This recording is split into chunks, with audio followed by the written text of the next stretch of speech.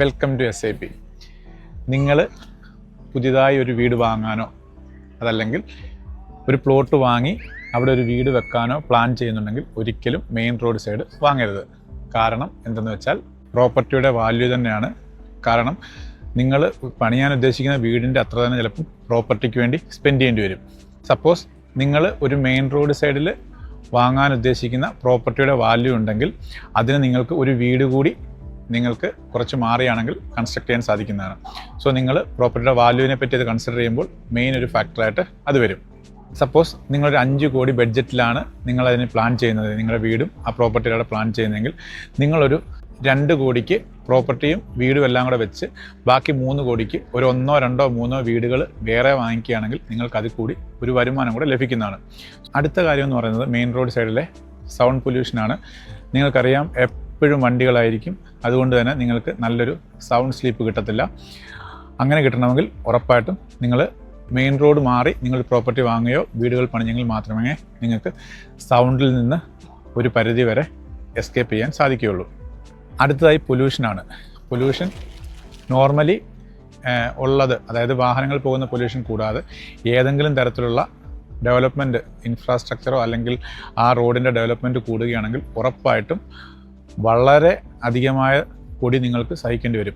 കേരളത്തിൽ തന്നെ പല റോഡുകളുടെയും പണി നടക്കുകയാണ്. അവിടെയുള്ള ആ റോഡ് സൈഡിലുള്ളവർ അതിൻ്റെ അവസ്ഥ ചോദിച്ചാൽ നിങ്ങൾക്ക് മനസ്സിലാകും എത്ര ബുദ്ധിമുട്ടാണ് അവർക്ക് പൊടി കൊണ്ടുള്ളതെന്ന്. സോ മേ ബി അവർ പോലും ചിന്തിച്ച് കാണത്തില്ല സ്റ്റാർട്ടിങ്ങിൽ ഈ വീട് വാങ്ങിക്കുമ്പോൾ അല്ലെങ്കിൽ ആ വീട് പണിയുമ്പോൾ ഇങ്ങനെയൊക്കെയുള്ള പല കാര്യങ്ങളും അവർ ഫേസ് ചെയ്യേണ്ടി വരുമെന്ന്. വേറൊരു കാര്യം എന്ന് വെച്ച് കഴിഞ്ഞാൽ നമ്മളുടെ ഇന്ത്യ അല്ലെങ്കിൽ കേരളം എല്ലാം ഡെവലപ്പ് ചെയ്തുകൊണ്ടിരിക്കുകയാണ്. സോ എന്തായാലും വാങ്ങിച്ച മെയിൻ റോഡിൻ്റെ സൈഡിൽ നിന്നും എന്ത് തരത്തിലായാലും നിങ്ങൾക്ക് ഡെവലപ്മെൻറ്റിൻ്റെ ഭാഗമായിട്ട് ചിലപ്പോൾ നിങ്ങൾ അവിടെ നിന്ന് മാറേണ്ടി തന്നെ വരും.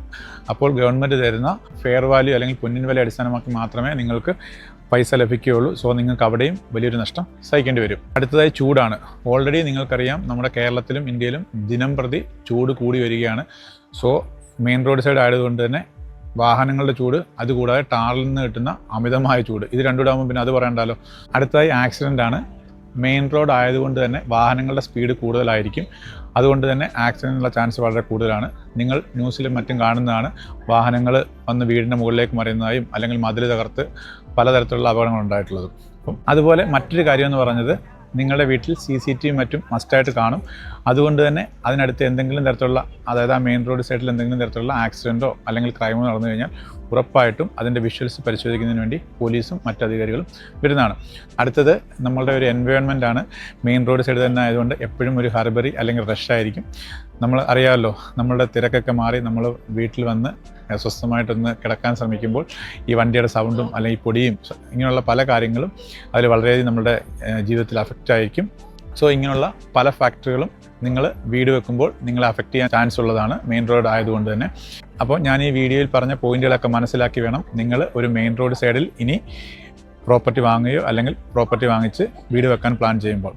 അതല്ല ഇതെല്ലാം കേൾക്കാതെ അതെല്ലാം വാങ്ങിയതിന് ശേഷം അയ്യോ പിന്നീട് ഇത് അഡ്ജസ്റ്റ് ചെയ്ത് പോകുക എന്നുള്ളത് ഒട്ടും നല്ലൊരു കാര്യമല്ല. കാരണം നമ്മുടെ ലൈഫിൽ നമുക്ക് വളരെ ഇമ്പോർട്ടൻ്റ് ആയ ഒരു കാര്യമാണ് ഒരു വീട്.